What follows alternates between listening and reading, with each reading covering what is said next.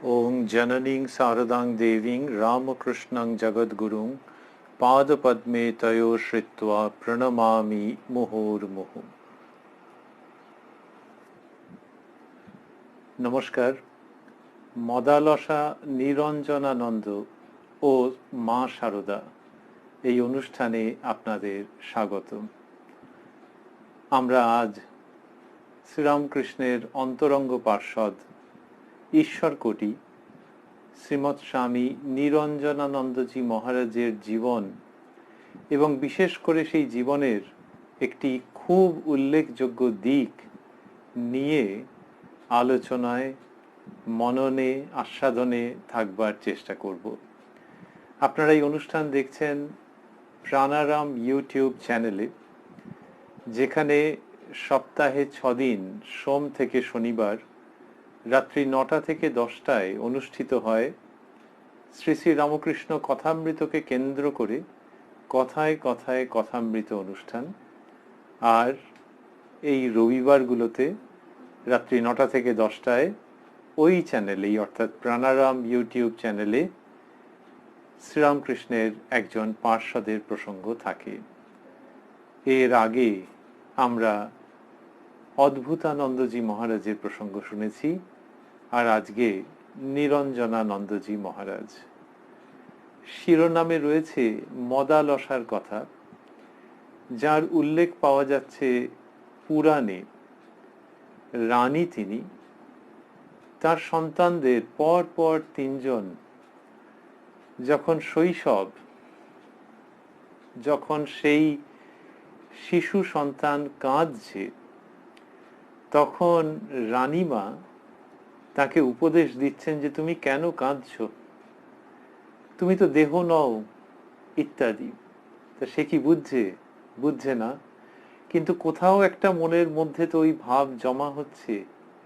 মদালসার বিখ্যাত কাহিনী, এবং সেখানে তিনি ওই শিশুদের ছড়ার মতো করে জ্ঞানের কথা বলছেন। দোলনায় দোল দিতে দিতে ওই প্রসঙ্গ শোনাচ্ছেন, যার মধ্যে ঠিক ঠিক যথাযথ বৈরাগ্যের ভাব রয়েছে, কিন্তু এই ছন্দে ছন্দে সুরে সুরে। তার মধ্যেই এক জায়গায় রয়েছে শুদ্ধোসি বুদ্ধোসি নিরঞ্জনোসি। তুমি শুদ্ধ, বুদ্ধ, নিরঞ্জন। নিরঞ্জন মানে যার গায়ে কোনো দাগ লাগেনি, যে সত্তা স্পটলেস, অঞ্জন রহিত, নিরঞ্জন। শুদ্ধ, অশুদ্ধতা নেই। বুদ্ধ, জ্ঞানের দ্বারা দীপ্ত। এবং নিরঞ্জন অর্থাৎ কালিমাহীন।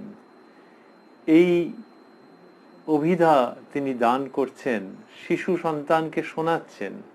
শুধু এইটুকু নয়, আরও আছে। তার মধ্যে থেকে শ্রীরামকৃষ্ণের পার্ষদ এর জীবন প্রসঙ্গে আমরা এই জায়গাটি স্মরণ করছি, যে মদালসা তার শিশু সন্তানকে দোল দিতে দিতে এইগুলি শোনাচ্ছেন।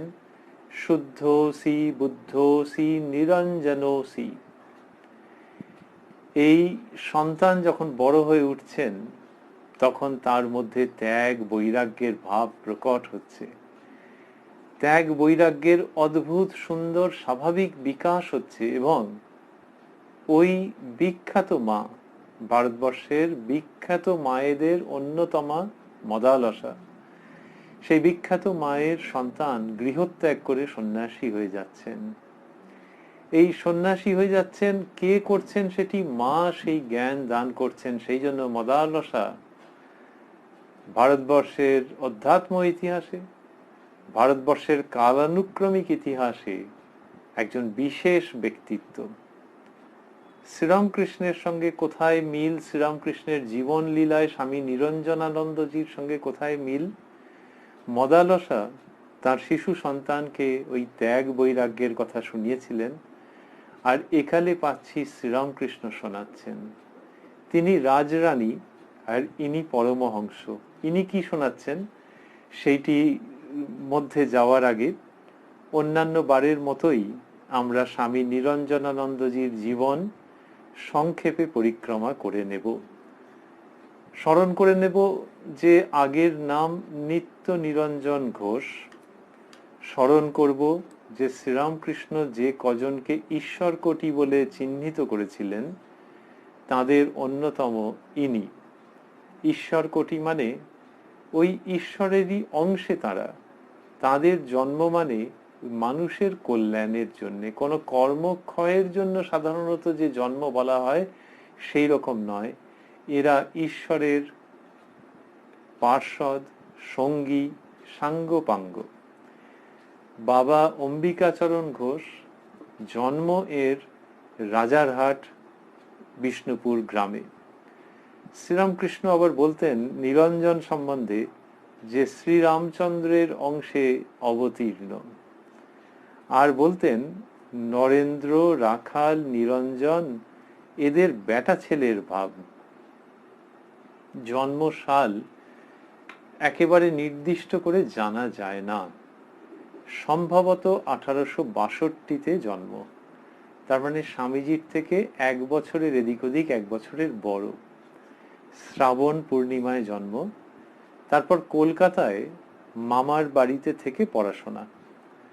লম্বা, সুঠাম, সুন্দর চেহারার অধিকারী নিরঞ্জন ছবিতেও দেখতে পাওয়া যায়, কোনো কোনো ছবিতে মাথায় পাগড়ি বাঁধা। ওই কম বয়সে তার কিভাবে একটা মন গেল অদ্ভুত একটা দিকে, সেটা হচ্ছে প্ল্যানচেটের দিকে, যে বিগত যে আত্মা তাদেরকে নামিয়ে আনা। এবং নামিয়ে এনে নানান রকম কারণে, তার মধ্যে আছে মানুষের কল্যাণ করা, মানুষের দীর্ঘস্থায়ী দুরারোগ্য ব্যাধি সারিয়ে দেওয়া ইত্যাদি। কলকাতা শহরে সেরকম ছিল তখন।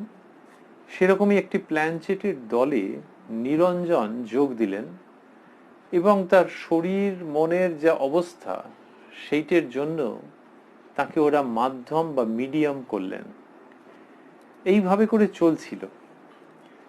এবার এই প্ল্যানচেটের কয়েকজন বন্ধু তাদেরকে নিয়ে প্রথম ঠাকুর শ্রীরামকৃষ্ণের কাছে গেলেন নিরঞ্জনানন্দ। পরবর্তীকালের স্বামী নিরঞ্জনানন্দ, তখনকার নিত্য নিরঞ্জন ঘোষ। প্ল্যানচেট করে অস্থির ছিলেন। প্রেতের ব্যাপার নিয়ে যিনি মেতেছিলেন তিনি অভিপ্রেতের কাছে চলে গেলেন, কিন্তু সেটা তখন জানা ছিল না। যখন ঠাকুরের কাছে গেছেন তখন বয়স আন্দাজ 18 বছর। এমনিতেই সুন্দর চেহারা, আর যেন মনে হলো চোখ দিয়ে জ্যোতি বেরুচ্ছে। সেই সময় যারা ওকে দেখেছেন তারা প্রত্যক্ষদর্শী তো। ওই দিনকে ঠাকুরের কাছে গিয়ে সে কথার পর ওই বন্ধুরা মিলে, নিরঞ্জনও তার মধ্যে রয়েছেন, ঠাকুরকে হঠাৎ করে প্ল্যানচেটের মিডিয়াম হতে বললেন। কি মনে হয়েছে কি জানি। শ্রীরামকৃষ্ণ বিরক্ত হলেন না, অবাক হলেন না, অস্বস্তিতে পড়লেন না, একটু চুপ করে রইলেন। নিরঞ্জন রইলেন অনেকক্ষণ ঠাকুরের কাছে। সন্ধেবেলায় ঠাকুর হঠাৎ তাকে বলছেন, দেখ নিরঞ্জন, ভূত ভূত করলে তুই ভূত হয়ে যাবি, আর ভগবান ভগবান করলে ভগবানই হবি, তা কোনটা হওয়া ভালো? হঠাৎ করে এই কথা অন্য কেউ বললে কি হতো আমরা জানি না, জানবার কথাও নয়। কিন্তু যে এতদিন ধরে প্ল্যানচেটের মধ্যে দিব্যি রস পেয়েছে, মজা পেয়েছে, সে কিন্তু ঠাকুর যখন এটি বলছেন যে ভূত ভূত করলে তুই ভূত হয়ে যাবি আর ভগবান ভগবান করলে ভগবানই হবি, তা কোনটা হওয়া ভালো, তখন সঙ্গে সঙ্গে উত্তর দিচ্ছেন তিনি, তাহলে ভগবান হওয়াই ভালো। ওই যে ভূতের নেশা ছাড়িয়ে শ্রীরামকৃষ্ণ ভগবানের নেশা ধরিয়ে দিচ্ছেন, এটা আবারও ভাবছি যে অতটা সহজ তো ছিল না। কিন্তু তিনি কথা বলতে জানতেন, তিনি ভেতরটা রিড করতে পারতেন, অন্তরটা পড়তে পারতেন। তাই ওই কথা যখন বলছেন তখন সেটি মন্ত্রের মতো কাজ করছে, মন্ত্রের মতো কল্যাণময়ী শক্তি নিয়ে আবির্ভূত হচ্ছে। and immediately comes the reply, তাহলে ভগবান হওয়াই ভালো। শ্রীরামকৃষ্ণ ওই দিন তাকে খুব করে থাকতে বললেন। মাঝে মাঝে কাউকে কাউকে বলেছেন এই কম বয়সী ছেলেদের, যুবক ভক্তদের, কিন্তু নিরঞ্জন খুব হেজিটেন্ট ছিলেন এবং থাকলেন না, এই জন্যে যে মামা খুব রাগ করবেন। ওই কলকাতায় মামার বাড়িতে, যেহেতু ওই উত্তর কলকাতাতেই, যেহেতু তার সেইখানে ফেরার কথা মামা জানে না, মামা জানেন না বলে খুব ওইটা তিনি ঠাকুর অনেক অনুরোধ করা সত্ত্বেও রাজি হলেন না। এই যে ভূত নামানো, তখনকার দিনে তো বলা হতো ভূত নামানো, সেইটি নিয়ে পরবর্তীকালে ঠাকুরের সঙ্গে তার বেশ একটু মজা টজা হয়েছিল। এই অনুষ্ঠানে পরে আমরা সেইখানে যাব। আমরা জীবনের মধ্যে সংক্ষেপে রয়েছি। দক্ষিণেশ্বরে যখন রয়েছেন নিরঞ্জন, তখন ঠাকুর নানাভাবে তার জীবনের দিকগুলোকে নির্মাণ করে দিলেন। কিরকম ভাবে? যেমন ভাবে একজন আর্টিস্ট একটা ছবি ফুটিয়ে তোলেন, অথবা যেমন ভাবে একজন ভাস্কর পাথরের মধ্যে থেকে মূর্তি গড়ে তোলেন। অনেকে বলেন যে ওই মূর্তি তো পাথরের মধ্যেই ছিল, ভাস্কর শুধু ছেনি হাতুড়ি দিয়ে সেটিকে বের করে এনেছেন। তেমনি ঈশ্বর কোটি নিরঞ্জনের মধ্যেকার সত্তাকে ভাস্কর শ্রীরামকৃষ্ণ নির্মাণ করে দিলেন, বের করে নিয়ে এলেন ওই মূর্তিকে। চেহারা ভালো ছিল, সবল। একদিন নৌকোয় যাচ্ছেন, সেই সময় কয়েকজন যাত্রী শ্রীরামকৃষ্ণের সম্বন্ধে উল্টো পাল্টা কথা বলছিল। নিরঞ্জন তীব্র প্রতিবাদ করলেন এবং বললেন যে নৌকো ডুবিয়ে দেবো। সেইটিতে লোকেরা ভয় পেয়ে গেল। আর সত্যি একটা সবল ছেলের পক্ষে নৌকা ডুবিয়ে দেওয়া কোনো ব্যাপারই নয়, আর বোঝাই যাচ্ছে সাঁতারে এক্সপার্ট, তাহলে কি হবে। তখন তারা জড়সড় হয়ে ক্ষমা প্রার্থনা করলো নিরঞ্জনের কাছে। এটা একটা বড় ক্রেডিটের কাজ হিসেবে ভেবে নিরঞ্জন ঠাকুরের কাছে সবকিছু জানিয়েছে। ঠাকুর বলছেন, ক্রোধ চণ্ডাল, ক্রোধের বশীভূত হতে আছে বলে পুরোটাকে এডিট করছেন। যেখানে দেখেছেন ক্রোধের বাড়াবাড়ি, সেখানে ওই রকম ভাবে টিউন করেছেন। আবার যেখানে দেখেছেন কোনো হেলদোল নেই কারোর জীবনে, যে কেউ কিছু বললেও চুপ করে থাকে, তখন তাকে বলছেন এই কি রে, শাস্ত্রে আছে গুরু নিন্দা যে করছে তার হয় মাথা কেটে নিতে হবে, না তো ওই জায়গা থেকে চলে আসতে হবে, আর তুই সমস্ত শুনে এলি। যার মধ্যে দেখছেন যে রেজিস্ট্যান্স কিচ্ছু নেই, তাকে তিনি অনুপ্রাণিত করছেন ওই ব্যক্তিত্বে। আর যার মধ্যে দেখছেন এমন বেশি রকম আছে যাতে ব্যক্তিত্ব আহত হয়ে যাবে, ব্যক্তিত্বের বিকাশ প্রতিহত হয়ে যাবে, তাকে আবার টোন ডাউন করছেন। নিরঞ্জনকে বলছেন, ক্রোধ চণ্ডাল, ক্রোধের বশীভূত হতে আছে। সৎ ব্যক্তির রাগ জলের দাগের মতো হয়েই মিলিয়ে যায়। অর্থাৎ বলতে চাইছেন যে তুই তো সৎ ব্যক্তি, তোর রাগ ওই রকম যে ওখানে ওইরকম করলি। শ্রীরামকৃষ্ণ বুঝিয়েও বললেন যে মাঝি মাল্লারা কি দোষ করেছিল, তো ওই রকম রাগ ওটা করলি, তারপর সেটা নেবেনি আবার আমার কাছে এসে বলছিস, এইটা তার বলার ভঙ্গি। বলছেন তুই তো সৎ ব্যক্তি, সতের রাগ জলের দাগ। তা তোর আবার রাগে এতক্ষণ পর্যন্ত ক্যারি করছে, এইটা বলবার উদ্দেশ্য সৎ ব্যক্তির রাগ জলের দাগের মতো হয়েই মিলিয়ে যায়। তার মানে সৎ ব্যক্তির রাগ হবে না তা নয়, কিন্তু দেখো এই রেগে গেছে, কিছুক্ষণ বাদে তার সঙ্গে বসে মুড়ি খাচ্ছে হয়তো। সৎ ব্যক্তির রাগ জলের দাগের মতো হয়েই মিলিয়ে যায়। অরূপ স্থলে ভাববি লোক না পোক। নানান রকমের ইনস্ট্রুমেন্ট দিচ্ছেন যে এইগুলো অবলম্বন করবি। ওরকম রাগে নাকি কেউ? ধর, সৎ ব্যক্তি ওরকম ভাবে রাগে? একটু ঘি খাওয়ার অভ্যেস ছিল, খুব মানা করলেন, বললেন কি করবি এসব করে, মানে বলার ভঙ্গি হচ্ছে যে খুব বডি ফডি তৈরি করবি নাকি, এই সমস্ত সব বললেন টললেন করে, বললেন যে না ঘি বেশি খাবি না। আর এই যে দক্ষিণেশ্বরে যখন যাতায়াত করছেন, সেই সময়তেই তিনি নিরঞ্জনকে দীক্ষা প্রদান করেছেন বলে জানাচ্ছেন স্বামী শারদানন্দজি শ্রী শ্রী রামকৃষ্ণ লীলা প্রসঙ্গ গ্রন্থে। এরপরে আমরা চলে যাব শ্যামপুকুরে।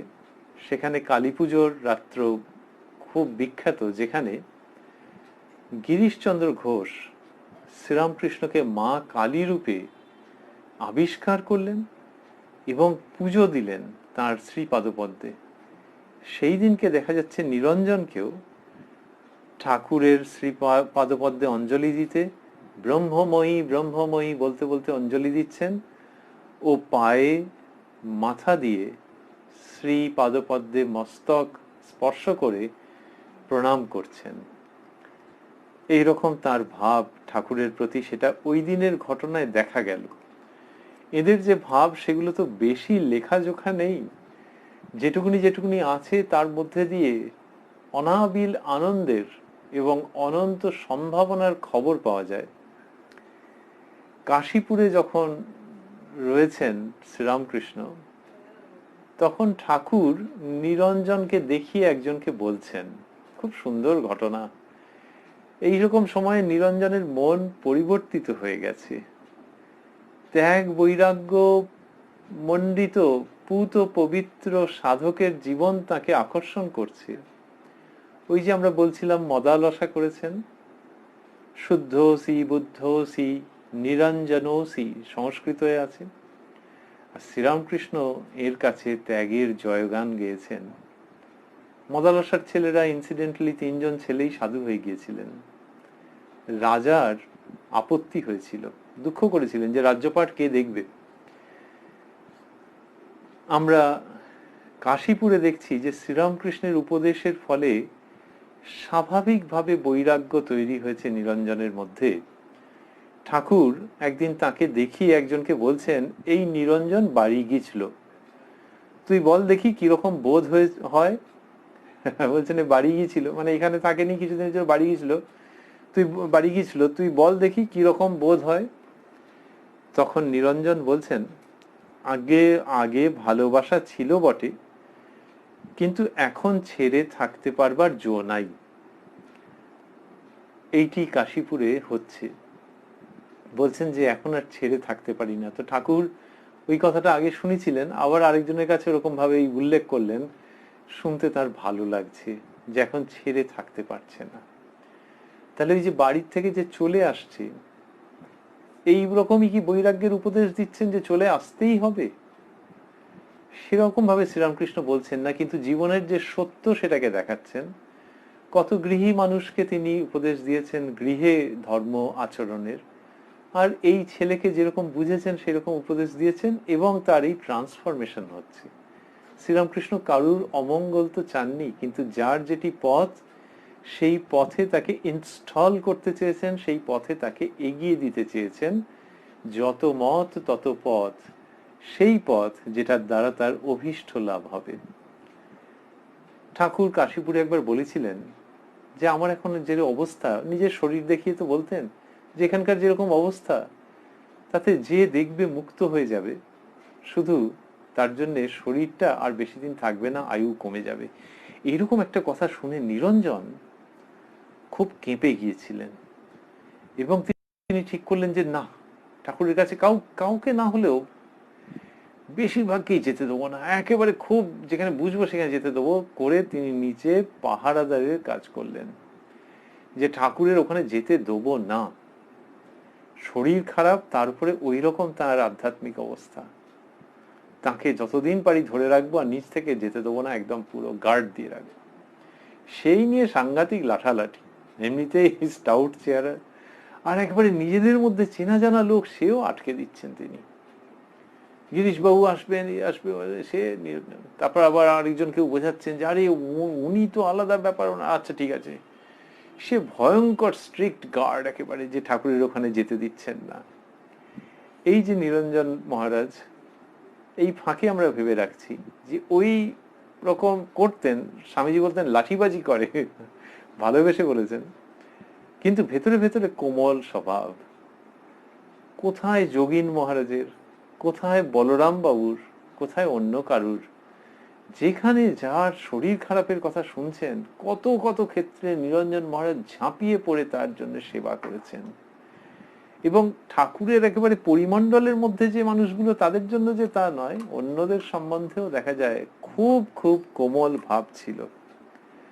শ্রীরামকৃষ্ণের দেহাবসানের পর যে গভীর দুঃখের দিন এনাদের জীবনে এসে উপস্থিত হয়েছিল, সেইরম সময় দেখা যাচ্ছে যে ঠাকুরের অস্থি এবং ভস্মাবশেষ সেগুলি কে কোথায় থাকবে কি বৃত্তান্ত একটা কলসিতে করে আলাদা করে রাখা হয়েছিল, তাকেই বলা হচ্ছে আত্মারামের কৌটা। এবং সেটির ব্যাপারে নিরঞ্জন মহারাজের বড় ভূমিকা ছিল, যে ওই দেহাবশেষ, অস্থি, ভস্ম সেই সব আলাদা করে রক্ষা করা হবে, ত্যাগী সন্তানেরা সেটিকে মাথায় করে রাখবেন। এইখানে তার বড় ভূমিকা। বরানগর মঠে এরপরে তাকে আমরা পাচ্ছি, সেখানে তিনি আনুষ্ঠানিকভাবে সন্ন্যাস গ্রহণ করলেন, নাম হলো নিরঞ্জনানন্দ। এরপরে তার জীবনের মধ্যে দেখছি ত্যাগ তপস্যার ভাব খুব রয়েছে। দক্ষিণেশ্বর মন্দিরে গিয়ে ধ্যান করছেন, পরবর্তী জীবনেও কাশীতে অন্যত্র প্রচুর ধ্যান করেছেন, শান্ত মননশীল জীবন যাপন করেছেন। ঠাকুরের অন্যান্য সন্তানরাও কম বেশি তীর্থ দর্শন করেছেন। তো নিরঞ্জনানন্দজিও তীর্থে গেছেন, তার মধ্যে দক্ষিণ ভারত ও সিংহলে ঠাকুরের ভাব খুব প্রচার করেছেন। স্বামীজি খুব খুশি হয়েছিলেন, বিশেষ করে সিংহলের কাজ ওর কাছে প্রথম প্রথম খবর পৌঁছয়নি, পরে যখন জানলেন অত্যন্ত খুশি হয়েছিলেন। বিদেশে অভাবনীয় ভাব প্রচার করে বিদেশে বিখ্যাত হয়ে ভারতবর্ষের সনাতন ধর্মের স্রোত বিদেশে ভগীরথের মতো নিয়ে গিয়ে তারপর যখন স্বামীজি দেশে ফিরলেন, কলম্বোতে যখন প্রথম পদার্পণ করলেন তৎকালীন ভারতবর্ষে, তখন জাহাজ ঘাটে তাকে অভ্যর্থনা জানানোর জন্য উপস্থিত ছিলেন স্বামী নিরঞ্জনানন্দজি। পরবর্তীকালে স্বামীজির সঙ্গে উত্তর ভারত সহ বিভিন্ন জায়গায় তিনি ভ্রমণ করেন।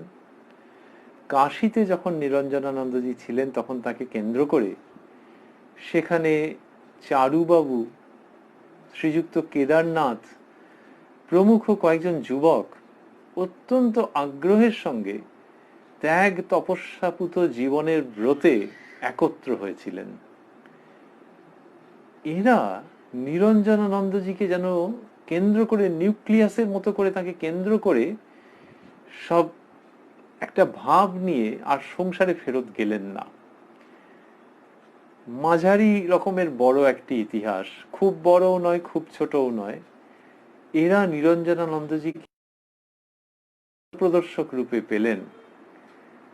চারুবাবু পরবর্তীকালে স্বামী শুভানন্দ, কেদারনাথ পরবর্তীকালে স্বামী অচলানন্দ, বিখ্যাত সন্ন্যাসী রামকৃষ্ণ সংঘের। ওই নিরঞ্জনানন্দজির কাছে কাশীতে শুনছেন ঠাকুরের কথা, ত্যাগ বৈরাগ্যের কথা, পরবর্তীকালে তাকে গিয়ে সেবা করছেন কোথাও, এবং ওই তাঁর ভাবে জীবন গঠন করবার ব্রত নিয়ে স্বামীজির শ্রীচরণে নত হচ্ছেন এবং মূল স্রোতে যুক্ত হয়ে যাচ্ছেন। কাশীতে শ্রীরামকৃষ্ণের উৎসবের প্রচলনও এই যুবকেরা করলেন, নিরঞ্জনানন্দজিকে লিডার রূপে বরণ গ্রহণ করে। 1902 সালে স্বামীজি যখন মঠে রয়েছেন দ্বিতীয়বার পাশ্চাত্য থেকে ফেরার পর, তখন তার শরীর খুব খারাপ, সেই বছরই তার দেহ রক্ষা। তখন অ্যাকশন রিপ্লে, স্বামীজির ঘরের নিচে নিরঞ্জনানন্দজি আবারও ওই পাহারায় নিযুক্ত হলেন, যে যাকে তাকে উপরে যেতে দেব না। শ্রী শ্রী মায়ের সঙ্গে নিরঞ্জনানন্দজির অদ্ভুত সম্পর্ক, অল্প অল্প জানা যায় কিন্তু ভারী চমৎকার। ওই যে আমরা বলছিলাম যে স্বামীজি বলছেন যে নিরঞ্জন লাঠিবাজি করে, কিন্তু বলেছিলেন ওই প্রসঙ্গটি কোথায়, তিনি বলেছিলেন যে নিরঞ্জন লাঠিবাজি করে কিন্তু তার মায়ের উপর বড় ভক্তি, তার লাঠি হজম হয়ে যায়।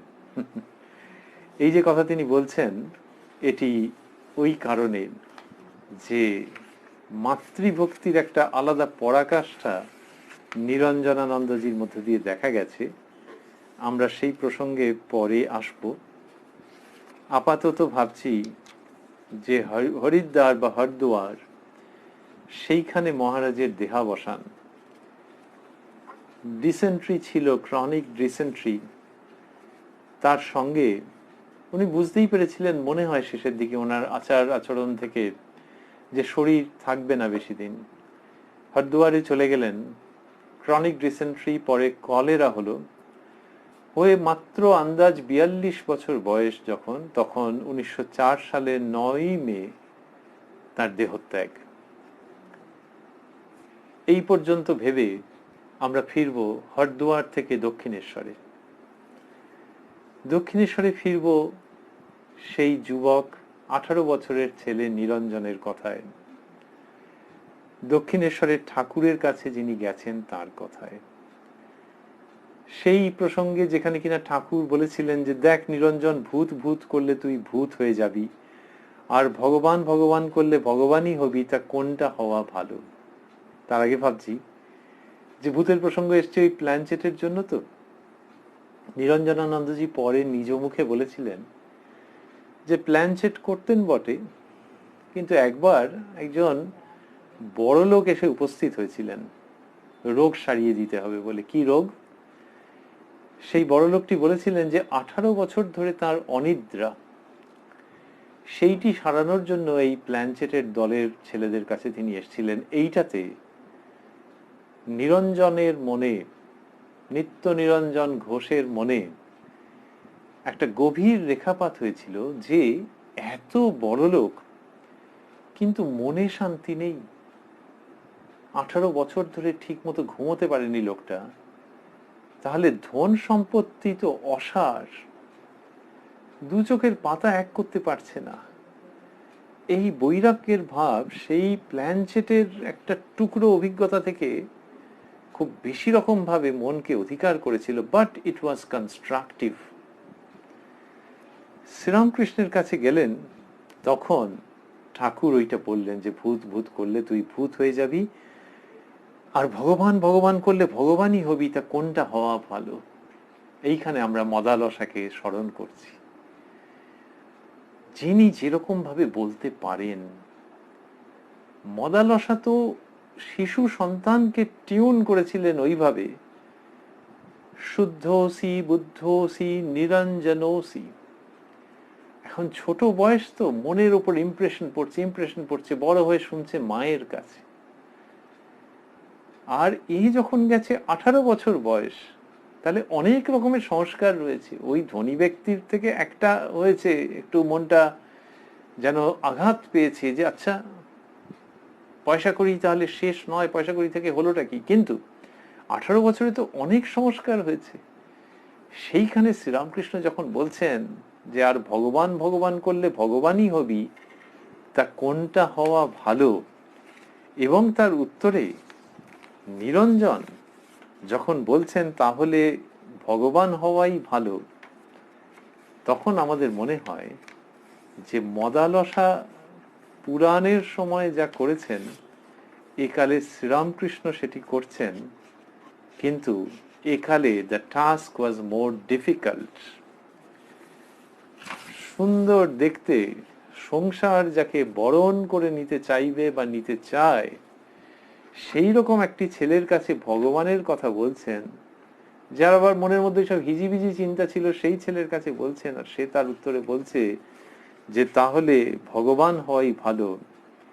This was a difficult proposition and Sri Ramakrishna made it happen. শুধু যে ওই দিনের ওই মন্ত্রবৎ কথাতেই তা নয়, তারপরেও আমরা দেখব যে মদালসা যেরকম দোল দিতে দিতে ওইটি বলছিলেন, ঠিক ওই বাচ্চাদের যেরকম ভাবে ঘুম পাড়ায় মায়েরা ছড়া বলে বলে, সেই রকম ভাবে মদালসা সংস্কৃত এগুলো উচ্চারণ করছেন। কেউ ইউটিউবে যদি খোঁজেন পেয়ে যাবেন যে মদালসার এই স্তোত্রগুলি সংস্কৃতে গান করে করে চমৎকার রেকর্ড সব আছে। আপাতত আমরা রয়েছি ইউটিউবের প্রাণারাম চ্যানেলে, যেখানে সপ্তাহে 6 দিন সোম থেকে শনিবার রাত্রি 9টা থেকে 10টায় আপনারা শুনছেন কথায় কথায় কথামৃত, আর রবিবার শুনছেন শ্রীরামকৃষ্ণের একজনের পার্ষদের প্রসঙ্গ। সবগুলো অনুষ্ঠানই 9টা থেকে 10টা প্রাণারাম ইউটিউব চ্যানেলে। আমরা বলছিলাম মদালসা যেরকম দোল দিতে দিতে ওই স্তোত্রগুলো বলেছিলেন, শ্রীরামকৃষ্ণ সেই রকমই অলমোস্ট এফার্টলেসলি নিরঞ্জনকে সত্যের, ত্যাগের, তপস্যার, প্রেমের, শুদ্ধতার কথা বলেছেন।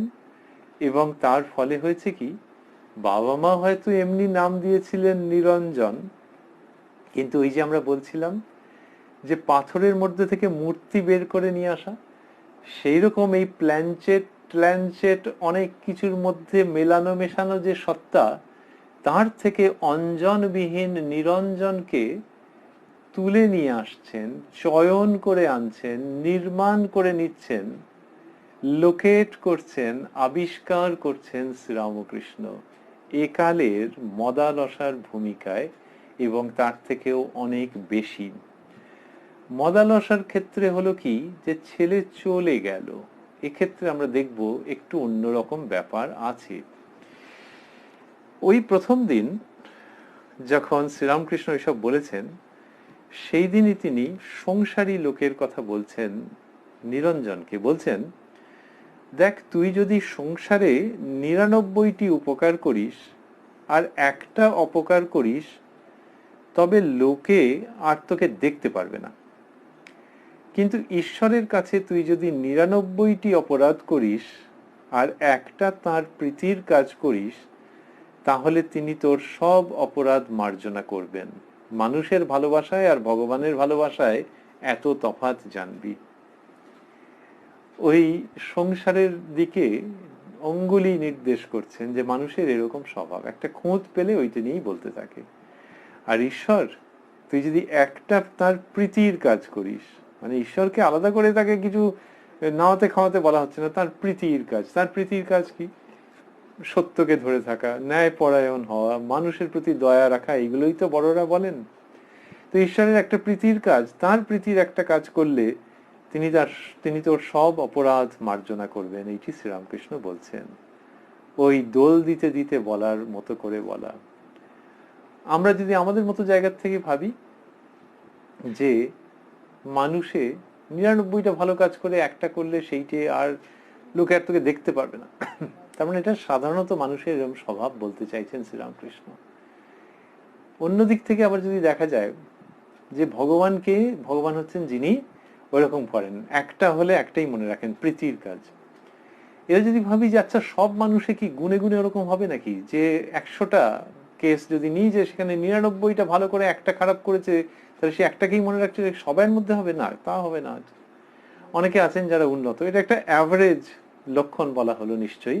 অনেকে আছেন যারা উন্নত, যারা খুব করে চান যে ভালোটাকে মনে রাখতে, খারাপটা মনে না রাখতে। আর যারা আরো উন্নত, দেব চরিত্র লোকে বলে, তারা হচ্ছেন অদোষদর্শী, দোষ দেখেন না।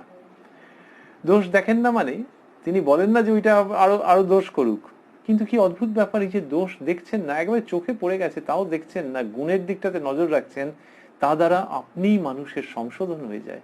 এ এক অদ্ভুত বিদ্যা, যে উনি চাইলে আমাকে বকে একেবারে যাচ্ছে তাই করতে পারতেন, but he didn't say anything. দেখে মনে হচ্ছে যে ওনার অনুমোদন নেই, কিন্তু বকলেন না, আহা, আর কখনো ওনাকে এরকম কষ্ট দেবো না। এটি যে হয়, সেটি কি ইঙ্গিত দিচ্ছে শ্রীরামকৃষ্ণের ওই কথার আলোকে? ইঙ্গিত দিচ্ছে যে দেবতা ৯৯টা খারাপের মাঝখানে একটা ভালো হলে সেটাকে মনে রাখেন, আর মানুষের ৯৯ না। ওই প্রপোর্শনটাকে যদি একটু এদিক ওদিক করে দেওয়া যায়, শ্রীরামকৃষ্ণের কথার মধ্যে ইঙ্গিত রয়েছে যে যিনি কিনা অনেকগুলো অপরাধকে ক্ষমা করতে পারেন। মানুষের ক্ষেত্রে, অ্যাভারেজ মানুষের ক্ষেত্রে একটা অপরাধ হলেই একবারে তেলে বেগুনে জ্বলে ওঠে, না না না না, আরেকটু উইথহোল্ড করব, আরেকটু লিঙ্গার করব, আরেকটু অ্যাবজর্ব করব, আর একটু সোয়ালো করব, গিলে নেব, দেখি না কি হয়। যখন মানুষ এইটা করে, তখন ধীরে ধীরে তার দেব স্বভাবের বিকাশ হয়, তার মধ্যে দেবভাবের বেশি লক্ষণ দেখতে পাওয়া যায়, সে দেবতা হওয়ার দিকে এগিয়ে যায়। শ্রীরামকৃষ্ণের এই কথাটি যেটি বলছেন, তার মানে এই নয় যে মানুষ আলাদা আর দেবতা আলাদা, একেবারে মানুষ কোনোদিনই দেবতার মতো হতে পারবে না। ওর মানে হচ্ছে তুমি তোমার নিজের জীবনেই বদলে দাও না, ওই 99:1 ওটাকে একটু বদলে টদলে দাও না, যে ৯৯টা ভালো কাজ ওগুলোকে আরো তুলে নিয়ে এসো, আরো তুলে নিয়ে এসো এবং সেগুলোকে মনে রাখতে আরম্ভ করো, তাহলে তুমি নিজেই নিজেকে পরিবর্তন করতে পারবে, তোমার ভেতরকার দেবর স্বভাব শতোৎসারিত হয়ে উঠবে। দ্বিতীয়বার যখন নিরঞ্জন গেলেন শ্রীরামকৃষ্ণের কাছে, তখন অদ্ভুত ব্যাপার হলো, ঘরের দরজায় গেছেন, ঠাকুর একেবারে চলে এলেন দরজার কাছে, এসে ওকে জড়িয়ে ধরলেন, আলিঙ্গনে আবদ্ধ করলেন, করে আকুল স্বরে একটা অদ্ভুত কথা বললেন। কি বললেন? বললেন, ওরে নিরঞ্জন, দিন যে যায় রে। ওই দ্বিতীয়বার গেছেন, এবার সঙ্গে সঙ্গে উঠে এসে ওই রকম জড়িয়ে ধরেছেন, ধরে বলছেন, ওরে নিরঞ্জন, দিন যে যায় রে, তুই ভগবান লাভ করবি কবে? দিন যে চলে যায়। তাহলে ওই প্ল্যানচেটের দলে বন্ধুদের সঙ্গে এসেছিলেন, তখন ঠাকুরকে এরকম দুম করে একটা কথা বলেছিলেন, ঠাকুর চুপ করেছিলেন। এই ঠাকুর আর সে ঠাকুর নন, ইনি একেবারে প্রাণের কাছে এসে গেছেন, এসে ওরকম জড়িয়ে ধরেছেন, ধরে একদম সোজা কথা, ফ্র্যাঙ্কলি যা যা বলবার শটা শট বলে দিচ্ছেন। ওরে নিরঞ্জন, দিন যে যায় রে, তার মানে ভূত টুত কোথায় উড়ে গেছে, এইবার ভগবানের প্রসঙ্গ হই হই করে আসছে, একবারে স্রোতের মতো আসছে, গঙ্গার জলের মতো আসছে। শুধু গঙ্গার জলে ভেসে গেলে লোকের ভয় লাগতে পারে, আর এই ভগবৎ স্রোত একটা অন্য আনন্দ নিয়ে আসছে। শ্রীরামকৃষ্ণ বলছেন, ওরে নিরঞ্জন, দিন যে যায় রে, তুই ভগবান লাভ করবি কবে? দিন যে চলে যায়, ভগবানকে লাভ না করলে সবই যে বৃথা হবে। তুই কবে তাকে লাভ করবি বল, কবে তার পাদপদ্মে মন দিবি বল, আমি যে তাই ভেবে আকুল। এইসব কথা বলছেন। কি বললেন? ওরে নিরঞ্জন, দিন যে যায় রে, তুই ভগবান লাভ করবি কবে? ওই গঙ্গার স্রোত আসছে, দিন যে চলে যায়, ভগবানকে লাভ না করলে সবই যে বৃথা হবে। এইসব শ্রীরামকৃষ্ণ বলছেন, মানে বোঝা যাচ্ছে যে এর মধ্যে দিয়ে আকুলতা, আরতি তো ঝরে পড়ছেই। আকুলতার মধ্যে একটা আ আছে, আরতির মধ্যে একটা আ আছে, আর একটা আ যুক্ত শব্দ আরো জরুরি, সেটি হচ্ছে আশীর্বাদ। এগুলো বলা মানেই হচ্ছে শ্রীরামকৃষ্ণ আশীর্বাদ করছেন। এই প্রশ্নসূচক বাক্যগুলো আসলে সদর্থক বাক্যেরই প্রতিধ্বনি। তো দিন যে চলে যায়, ভগবানকে লাভ না করলে সবই যে বৃথা হবে। তুই কবে তাকে লাভ করবি বল, কবে তার পাদপদ্মে মন দিবি বল, আমি যে তাই ভেবে আকুল। এইসব কথা বলছেন। আবারও ভাবছি, ওই দোল দেওয়ার মতো করে করে এইসব কথা বলছেন। নিরঞ্জন ভাবছেন, আমরা কি করে জানছি? তিনি নিজেই ব্যক্ত করেছেন। কি ভাবছেন? ইনি কে? আমার ভগবান লাভ হচ্ছে না বলে, দিন চলে যাচ্ছে বলে, আমার জন্য এর এত আরতি কেন?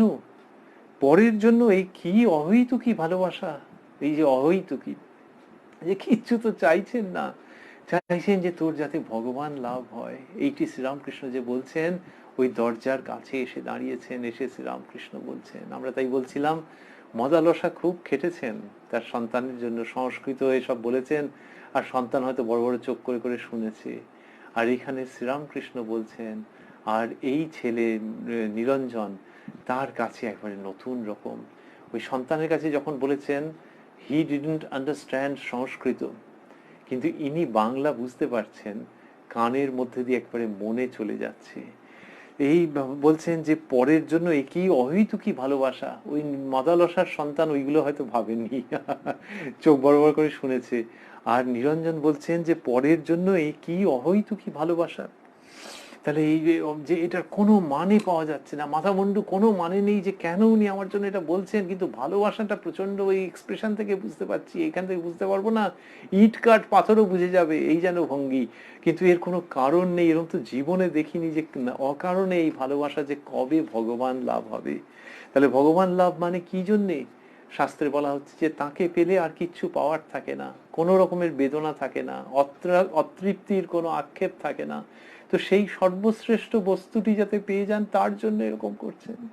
তার জন্য করছেন যে তোর জীবনে সেইটি কবে পাবি যেটি পেলে আর মনের মধ্যে কোনো দুঃখ থাকবে না, শুধুই আনন্দ থাকবে, শুধুই সৎ বস্তু, শুধুই চিৎ সত্তা, শুধুই আনন্দ কোনো অনুভূতি হবে।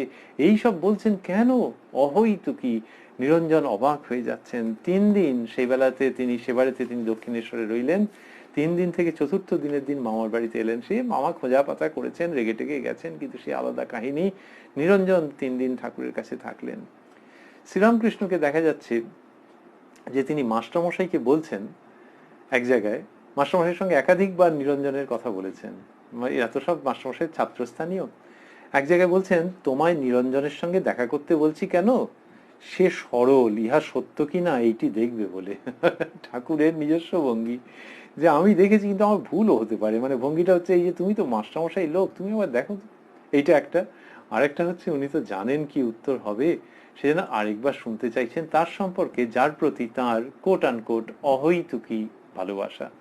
তো বলছেন তোমায় নিরঞ্জনের সঙ্গে দেখা করতে বলছি কেন, মানে হচ্ছে যে আগে বলেছেন আবার এইটা বললেন যে বলছি কেন, কেন বলছি বলতো, তোমায় নিরঞ্জনের সঙ্গে দেখা করতে বলছি কেন, সে সরল, ইহা সত্য কিনা এইটি দেখবে বলে, মানে আমি দেখেছি কিন্তু তুমি আরেকবার দেখো তো। সুরেন্দ্রনাথ মিত্র মহাশয়ের বাড়ি, বাগান বাড়িতে মহোৎসবের দিন কীর্তন হয়েছে। কীর্তনের শেষে ঠাকুর শ্রীরামকৃষ্ণ ভক্ত সঙ্গে বসে আছেন। নিরঞ্জন এসেছেন, এসে ভূমিষ্ঠ হয়ে ঠাকুরকে প্রণাম করেছেন। যেই করেছেন ঠাকুর দাঁড়িয়ে উঠেছেন, আনন্দে তার চোখ বিস্ফারিত, চোখ বড় বড় হয়ে গেছে আনন্দে নিরঞ্জনকে দেখে, এবং দাঁড়িয়ে পড়েছেন, মুখে স্মিত হাসি, বলছেন তুই এসেছিস, এরকম কথা বলছেন। এই যে আশা, এই ভারী আনন্দের, যে ভগবান যেন ভক্তকে দেখে আনন্দ করছেন যে তুই এসেছিস। অন্যভাবে সব তিনি জানেন যে তাঁর এরা পার্ষদ, এরা অন্তরঙ্গ, ঈশ্বর কোটি, তা আমি এসেছি, তুইও এসেছিস, ওইটি সুরেন্দ্রের বাগানে আবার নতুন করে তাকে আবিষ্কার করছেন।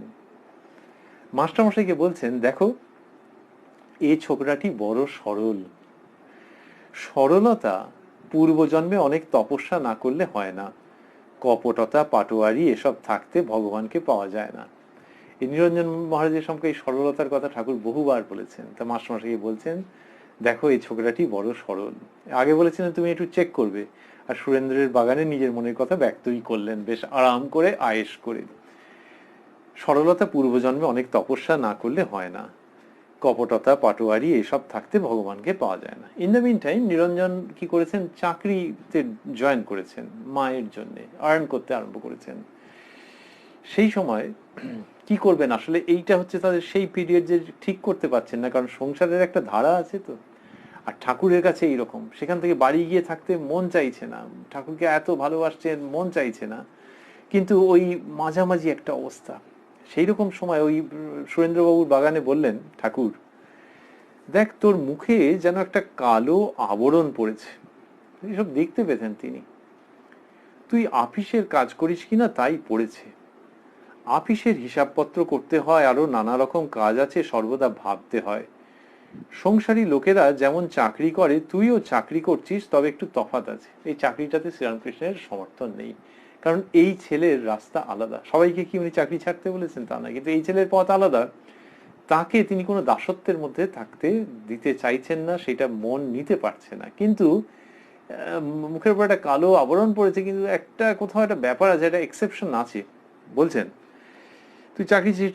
তুইও চাকরি করছিস, তবে একটু তফাৎ আছে। তা বললেন যে অন্যরা চাকরি করে, তুইও চাকরি করছিস সংসারী লোকের মতো, তবে একটু তফাৎ আছে। তুই মার জন্য চাকরি স্বীকার করেছিস, মা গুরুজন ব্রহ্মময়ী স্বরূপা। যদি মাঘ ছেলের জন্য চাকরি করতিস, আমি বলতাম ধিক ধিক শতধিক 100 ছি। এইরকম ভাবে তার মনের মধ্যে ইমপ্রেশনটা আনছেন যে চাকরিটা মায়ের জন্য যে করছো, তার মানে কি তার মধ্যেই ভাব ছিল। কিন্তু আমরাই বলছিলাম যে ভাস্কর যেরকম ভাবে নির্মাণ করেন, ঠিক যেটুকুনি দরকার সেইটুকুনি বের করে নিয়ে আসছেন, তার মধ্যে ওই ভাবটা নিশ্চয়ই ছিল, কিন্তু ঠাকুর সেইটিকে স্ট্রেংথেন করছেন, সেটিকে আইসোলেট করে লোকেট করে দিচ্ছেন, যে এই চাকরিটা মা যিনি গুরু, যিনি ব্রহ্মময়ী স্বরূপা, তার জন্য যে করছিস এই পর্যন্ত ঠিক আছে, তা না হলে আমি বলতাম ধিক ধিক শতধিক 100 ছি। এইসব কথা বলে তার মনটাকে গড়ে দিচ্ছেন শ্রীরামকৃষ্ণ। মজা আছে। ওই দিনকেই মণিমল্লিক মশাইকে শ্রীরামকৃষ্ণ বলছেন দেখো ছোকরাটি ভারী সরল, তবে আজকাল একটু আধটু মিথ্যা কথা কয়, এই যা দোষ। মিথ্যে কথাটা কি শুনলে অবাক হতে হবে। তাই বললেন যে তবে আজকাল একটু আধটু মিথ্যা কথা কয়, এই যা দোষ। ওই শ্রীরামকৃষ্ণ চাইছেন যে তার মধ্যে কোনো অঞ্জন যেন না থাকে, নিরঞ্জন, নাম যেন সার্থক হয়ে ওঠে, অস্তিত্ব যেন সার্থক হয়ে ওঠে, লীলা যেন শোভন সুন্দর হয়ে ওঠে। তো সেই জন্য এরকম করা। তা বলছেন যে তবে আজকাল একটু একটু মিথ্যা কথা কয়, এই যা দোষ। সেদিন বলে গেল যে আসবে, কিন্তু আর এলো না। এইটা নিয়ে ঠাকুরের বিরাট কমপ্লেন, মানে মিথ্যা কথা মানে ওইখানটাতে, সেটা তার হিসেবে আনপার্ডনেবল, বাট অল দ্য সেম খুব কিউরিয়াস যে মিথ্যে কথা বলতে তালিকায় 1 নম্বরে কোনটা এসছে, যে ও টাকা করি সোনা দানার জন্য বলেছে ওইসব নয়, জি ওইসব নয় একদমই, কিন্তু কি সেদিন বলে গেল যে আসবে কিন্তু আর এলো না।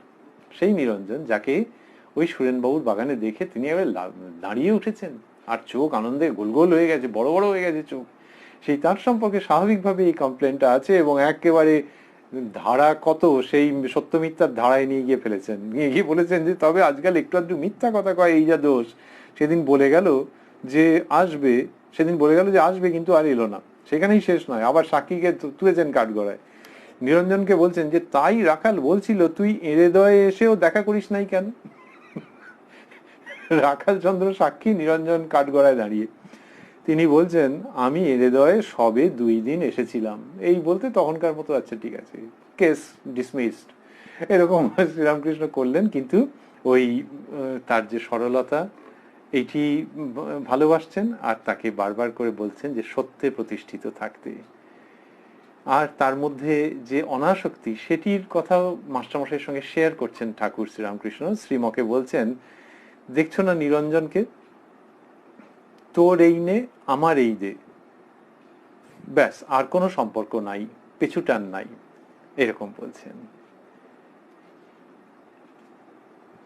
আর মাস্টারমশাইকে আরেকটা কথাও বলেছিলেন, সেটিও খুব জরুরি, ওই অঞ্জনবিহীন সত্তাকে তৈরি করছেন, অ্যাপ্রিসিয়েট করছেন এবং সেটিকে একেবারে দৃঢ়ভাবে নির্মিত করে দিচ্ছেন, নির্মাণ করে দিচ্ছেন, কনসলিডেট করছেন।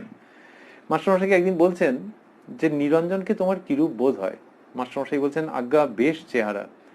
বেশ চেহারা মানে হয়তো মিন করেছেন যে ভগবানে ভক্তি হবে এরকম ভক্তিমান, কিন্তু যাই হোক চেহারার কথা বলেছেন। ঠাকুর বলছেন না, চেহারা শুধু নয়, সরল। সরল হলে ঈশ্বরকে সহজে পাওয়া যায়, সরল হলে উপদেশে শীঘ্র কাজ হয়। নিরঞ্জন বিয়ে করবে না, এটি বললেন। বলে বললেন ভাবে দেখলাম যদিও চাকরি করছে ওকে দোষ স্পর্শ করে নাই, মার জন্য কর্ম করে, ওতে দোষ নাই। এই যে চাকরি করছে কিন্তু শুধু মার জন্যে, আর হচ্ছে যে বিয়ে করবে না, এটি সকলকে বলেননি, কিন্তু নিরঞ্জনের ক্ষেত্রে আনন্দ করছেন যে সে কামনা বাসনাহীন। আর ভাববার আছে যে একজনের অ্যাপিয়ারেন্স কিরকম, ওই যে সবল সুঠাম চেহারা, লেখাপড়া করেছে, বুদ্ধিশুদ্ধি আছে, সেই ছেলে বলছে যে বিয়ে করবে না। আচ্ছা এর যা গুণ বলা হলো তার থেকে অনেক গুণ বেশি যদি ভাবা যায় নরেন্দ্রনাথ, তার সম্পর্কে শ্রীরামকৃষ্ণ সেই রকম ভাবে বলতেন, ওইখানে একেবারে অন্য রকমের একটা অভিব্যক্তি, যে নরেন গাইতে বাজাতে, লেখায় পড়ায়, আবার জিতেন্দ্রীয় বলেছে বিয়ে করবে না। নরেন্দ্রনাথের ক্ষেত্রে আরো বেশি করে এক্সপ্রেস করেছেন যে বিদ্যায় গাইতে বাজাতে, তার মানে লেখাপড়াও দারুণ, আর গাইতে পারে বাজাতে পারে, আবার জিতেন্দ্রীয়, তার মানে এই ছেলে জিতেন্দ্রীয়। নিরঞ্জনের ক্ষেত্রে বললেন যে ওই মাস্টারমশাই বলছেন আজ্ঞা বেশ চেহারা, তার চেহারা নিয়ে কথা হতে হতে বললেন যে না চেহারা শুধু নয় সরল, এসব বলতে বলতে বললেন যে নিরঞ্জন বিয়ে করবে না। শ্রীরামকৃষ্ণের এই আনন্দ, পাশাপাশি নিরঞ্জনকে গড়ে পিঠে দেওয়া। বলছেন একদিন ঠিক ঠিক ত্যাগী ভক্ত কামিনী কাঞ্চন স্পর্শ করবে না, কামিনী কাঞ্চন কাছে রাখবে না, পাছে আসক্তি হয়।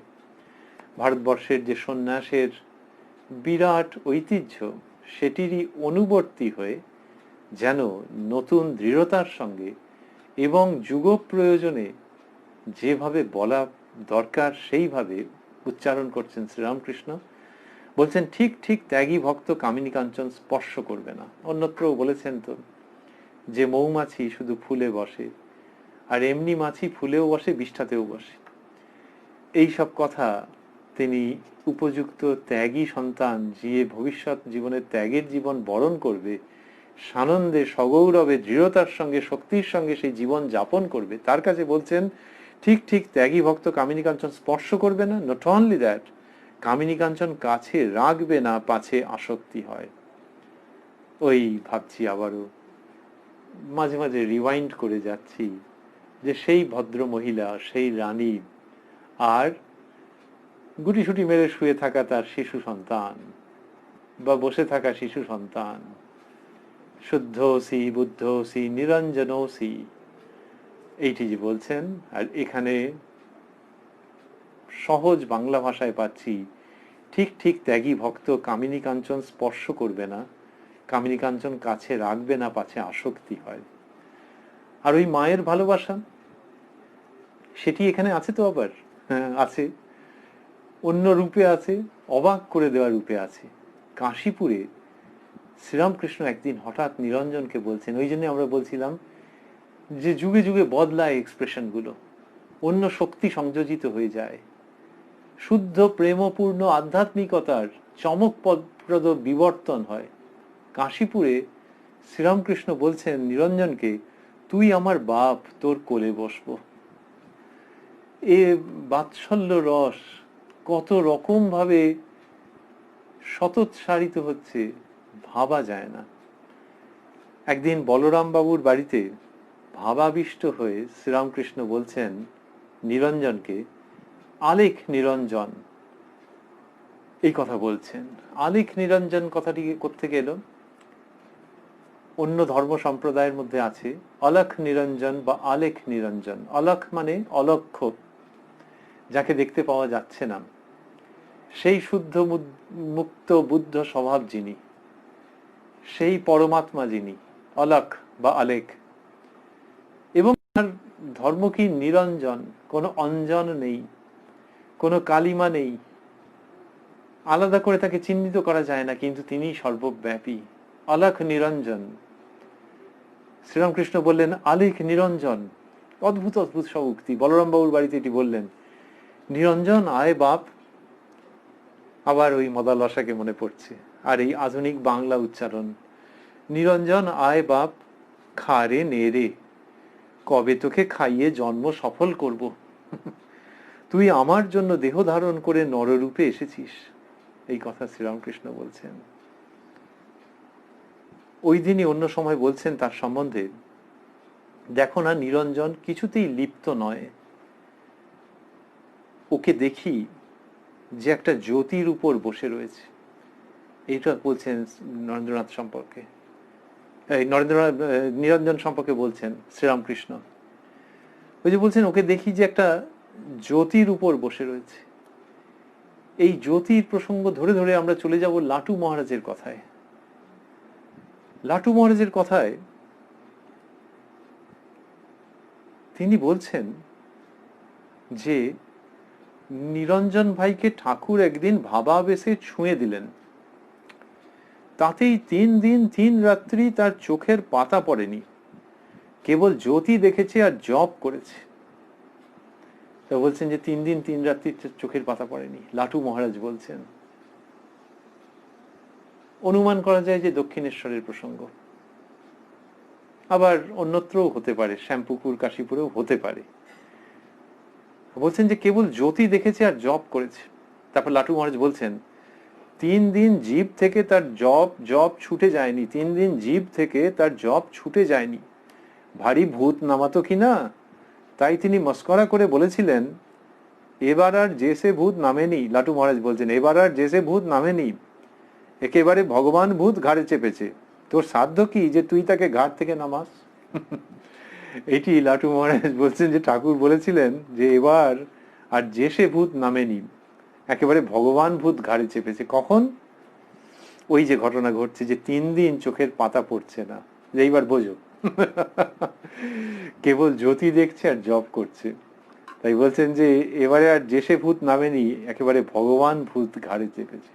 এই শ্রীরামকৃষ্ণ, যিনি একটা ভুতুরে পারপাসকে একটা ডিভাইন ফুলফিলমেন্টে রূপান্তরিত করতে পারেন। বললেন যে এবার আর জেসে ভূত নামেনি, একেবারে ভগবান ভূত ঘাড়ে চেপেছে, তোর সাধ্য কি যে তুই তাকে ঘাট থেকে নামাস।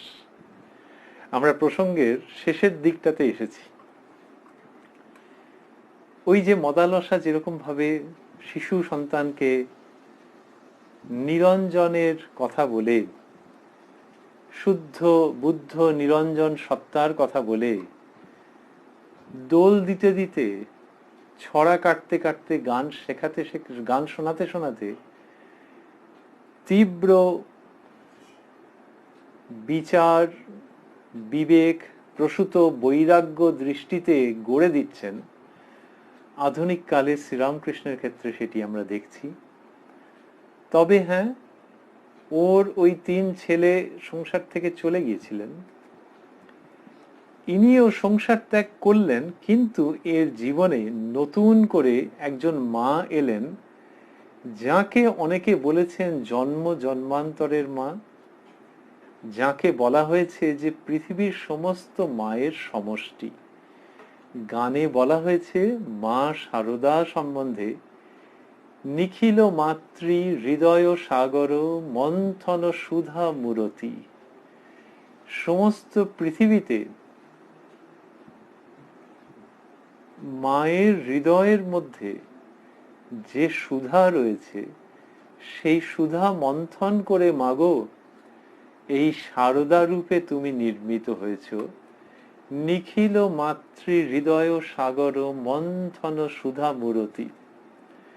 সেই মা নিরঞ্জন মহারাজের জীবনে ঝলমল ঝলমল করছেন। তাহলে তিনি ঠাকুরের উপদেশ পেয়ে বৈরাগ্যের টিকা ললাটে ধারণ করে ঘর ছাড়লেন। যদিও তার ঘর, তার পূর্বাশ্রম রাজারহাট বিষ্ণুপুর আজ বিখ্যাত মহারাজের জন্মস্থান বলে, কিন্তু ব্লাড রিলেশন যাদের সঙ্গে বা ওই লোকেশনের সঙ্গে যে সম্পর্ক, সেই সব ছাড়লেন, মামার বাড়ি নিজের বাড়ি সেসব করে আসল নিকেতন, নিজ নিকেতনে উপস্থিত হলেন তিনি ওই বৈরাগ্য সহায়ে। কিন্তু তার জীবনে মা রয়ে গেলেন। মদালসা ওই ওদের জীবন থেকে হারিয়ে গিয়েছিলেন, এর জীবনে মা রয়ে গেলেন। মায়ের জন্য নিরঞ্জন মহারাজের কি ভক্তি, কি ভক্তি! তার শয়ে শয়ে ঘটনা নেই, অল্প কিছু ঘটনা রয়েছে, কিন্তু বুঝতে পারা যায় যে মায়ের কাছে তার মন সম্পূর্ণরূপে পড়ে রয়েছে। This is so nice in the fulfilment and fitness of things, যে ওই যে শুদ্ধ বুদ্ধ নিরঞ্জন স্বভাব, তাকে যিনি প্রাপ্ত হচ্ছেন, নিজের মনের মধ্যে সেই ভাব যার ফুটে উঠছে, সেই তিনি ঠাকুরকে তো পথপ্রদর্শক গুরু রূপে পেয়েছেন, আবার তাঁরই সঙ্গে অভেদ রূপে মাকে পাচ্ছেন, বরং মা যেন ছাপিয়ে যাচ্ছেন। এইটি ভারী অবাক কাণ্ড, যে দেবীর পায়ে যে পুষ্প নিবেদিত হবে। সাধারণত দেবতা এবং দেবীর পায়ে কোন কোন পুষ্প নিবেদিত হবে সেইটি নিয়ে পূজারী খুব সতর্ক থাকেন। তার মধ্যে দেবীর পায়ে যে পুজো হবে, দেবীর শ্রীচরণে যে পুষ্প নিবেদিত হবে, তার জন্য বোধহয় আরেকটু বেশি সতর্কতা লাগে, যে সেই কোমল শ্রীচরণে ঠিক ঠিক পুষ্পটি যেন নিবেদিত হয়। এই যিনি নিরঞ্জন, যিনি শুদ্ধ বুদ্ধ নিরঞ্জন স্বভাব, সেই পুষ্পটি, that chosen flower, that rare divine flower, that pure fragrant flower, সেইটি নিবেদিত হচ্ছে মা শারদার শ্রীচরণে। এটি নিরঞ্জনানন্দজি মহারাজের জীবনকে অন্য আলোয় আলোকিত করছে। আর ভাবছি মদালসার সঙ্গে তার শিশু সন্তানদের ব্যাপারটা এক জায়গায় গিয়ে ট্যানজেন্সিয়ালি বেরিয়ে গেল, আর এখানে শ্রীরামকৃষ্ণ ত্যাগ বৈরাগ্যের উপদেশ, নিরঞ্জন মহারাজ এবং মা শারদার শ্রীচরণে আত্মসমর্পণ যেন একটি বৃত্তকে সম্পূর্ণ করছে, বা ঠিক ঠিক ভাবতে গেলে করছে, যে মালাটি গিয়ে আবার ঠাকুর মায়ের গলায় নিবেদিত হচ্ছে বা তাদের শ্রীচরণে সমর্পিত হচ্ছে। স্বামীজি বলছেন নিরঞ্জন লাঠিবাজি করে, কিন্তু তার মায়ের উপর বড় ভক্তি, তার লাঠি হজম হয়ে যায়। আমরা বলছিলাম টুকরো টুকরো উক্তি আছে। গিরিশচন্দ্র ঘোষ বলছেন আমি কি প্রথমে মানতুম, তাহলে তার মাতৃভক্তি লোকে দেখে অবাক হয়ে গেছেন। গিরিশচন্দ্র ঘোষের মাতৃভক্তি বিখ্যাত। শ্রীরামকৃষ্ণের সঙ্গে তার সম্পর্ক নানান রকম ভাবে গেছে, উথাল পাথাল এবড়ো খেবড়ো জায়গা দিয়ে গেছে, কিন্তু মায়ের প্রতি গিরিশচন্দ্রের আনুগত্য তো অন্য রকম। তৎসত্ত্বেও সেই গিরিশচন্দ্র বলছেন, এখন শ্রীরামকৃষ্ণের সঙ্গে উনি কি করেছেন প্রথম দিকটা সেটা তো আর কারোর বলার অপেক্ষা রাখে না। কেউ বললে হয়তো উনি লজ্জিত হয়ে পড়তেন বা চেপে দিতেন তাকে, যে খবরদার ওইসব কথা আর তুলবে না, এই গিরিশ আলাদা। কিন্তু মায়ের ক্ষেত্রে তো লোকে দেখেছে যে তার আত্মসমর্পণই আত্মসমর্পণ। কিন্তু সেই গিরিশবাবু বলছেন, আমি কি প্রথমে মানতুম, নিরঞ্জনই আমার চোখ খুলে দিলে। তাহলে এই সংবাদ আমরা জানি না যে গিরিশবাবুর মতো একজন মানুষকে, আবারও ভাবছি যে গিরিশবাবু খুব সহজ লোক নন, তার মনের দরজা খোলা ইজ ভেরি ডিফিকাল্ট, কিন্তু দরজা খুললে ভেতরে রত্নরাজি, কিন্তু দরজা খোলা ডিফিকাল্ট। তো মা সম্পর্কে উনি বলছেন যে আমি কি প্রথমে মানতুম, দ্যাট ইজ ভেরি ইম্পর্ট্যান্ট। কারণ এই গিরিশবাবু যেখানে মানেননি সেখানে কেলেঙ্কারি করে ছেড়েছেন কম বয়সে, দেবদেবীকে মানতে চাইতেন না, প্রথাগত ধর্মকে মানতে চাইতেন না, এবং সে যা করেছেন একেবারে সাংঘাতিক কাণ্ড কারখানা। তা মাকে মানতেন না তিনি যখন বলছেন, তার মানে বুঝতে হবে there was a resistance and there was a tough resistance. কিন্তু সেই তিনি বলছেন, আমি কি প্রথমে মানতুম, নিরঞ্জনই আমার চোখ খুলে দিলে। সেইখান থেকে এই একটু অপ্রত্যক্ষ জায়গার থেকে নিরঞ্জনানন্দজি মহারাজের মাতৃভক্তি বুঝতে পারা যায়।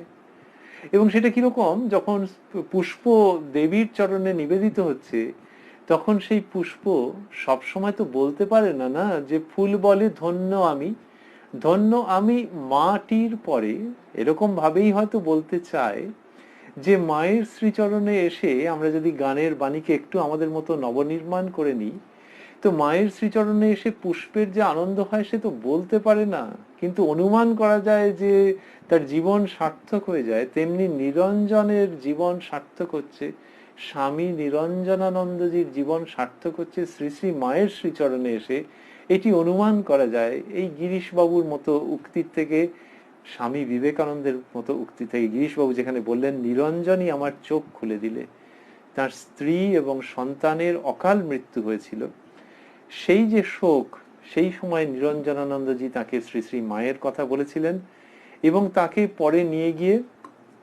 কয়েক মাস তার সঙ্গে জয়রামবাটিতে বাস করেছিলেন।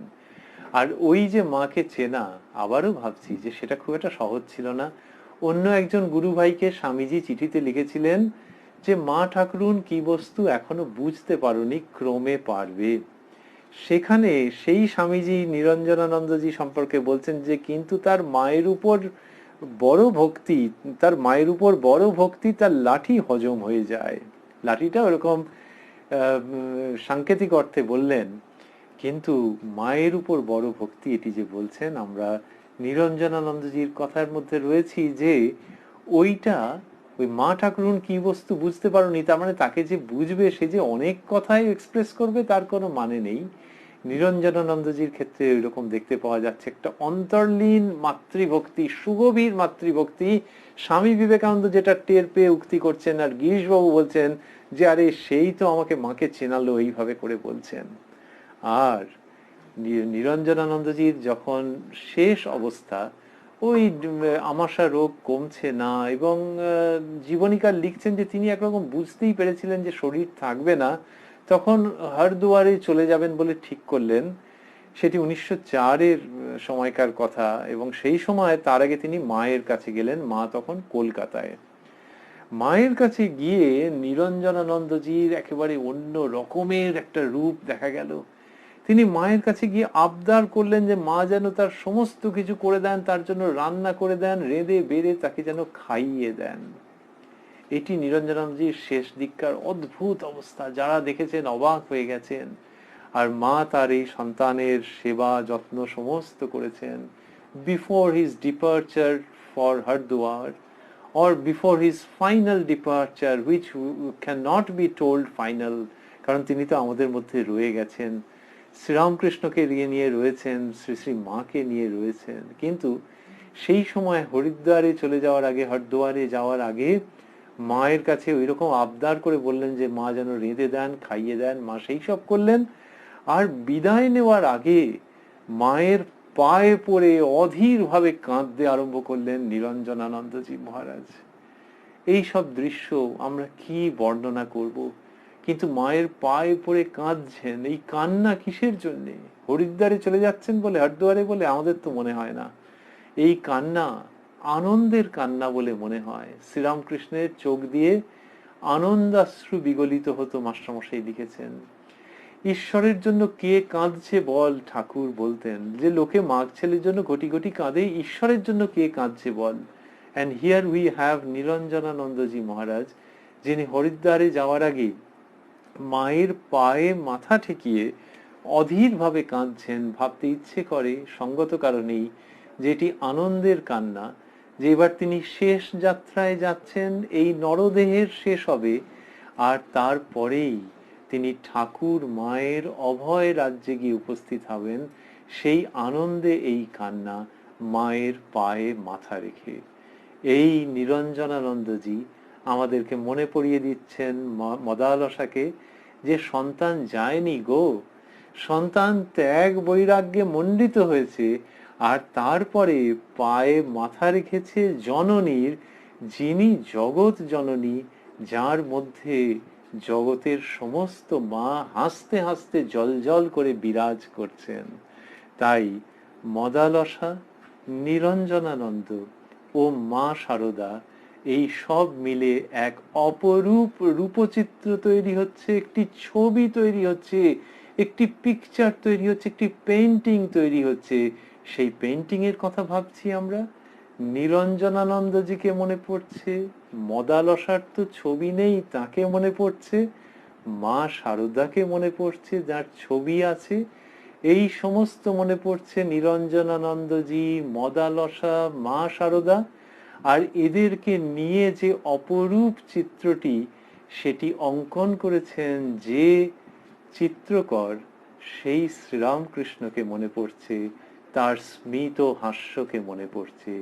হাসতে হাসতে শ্রীরামকৃষ্ণ যেন মহাকালের বুকে এই ফ্রেমটি নির্মাণ করে দিয়ে যাচ্ছেন, তার মধ্যে এই চিত্রটি ধরে দিয়ে যাচ্ছেন ভবিষ্যৎকালের, অনাগত কালের অসংখ্য মানুষের জন্যে, যে ত্যাগ বৈরাগ্যের উপদেশ রয়েছে, অন্তরের নিরঞ্জন সত্তাকে ফুটিয়ে তোলবার উপদেশ রয়েছে, এবং সেই নিরঞ্জন সত্তাকে নিয়ে, সেই নিরঞ্জন সত্তায় সুশোভিত হয়ে শ্রী শ্রী মায়ের চরণে শরণ নেওয়ার জন্যে শ্রীরামকৃষ্ণ যেন এই চিত্র নির্মাণ করছেন, যে ত্যাগী গৃহী যে যার মতো বুঝে নিজের জীবনকে এইভাবে পরিচালিত করবেন, আর ওই ছবিটি দেখতে দেখতে চিরকালের মায়ের পায়ে নিজেকে সঁপে দেবেন, তিনিই ধন্য হয়ে যাবেন। এইরকমটি শ্রীরামকৃষ্ণ ভাবছেন। আমরা ছবি দেখছি, আর সেই প্রেমপূর্ণ চিত্রকরকে তার স্মিত হাস্য মুখে দর্শন করছি, আর অবশ্যই ঠাকুর মা স্বামীজির পদপ্রান্তে প্রণত হচ্ছি, আমাদের জীবনে এরকম একটি মনোরম আলেখ্য প্রদান করবার জন্য, উপহার দেওয়ার জন্য, আশীর্বাদ স্বরূপ আমাদের কাছে রেখে যাওয়ার জন্য। ধন্যবাদ, নমস্কার।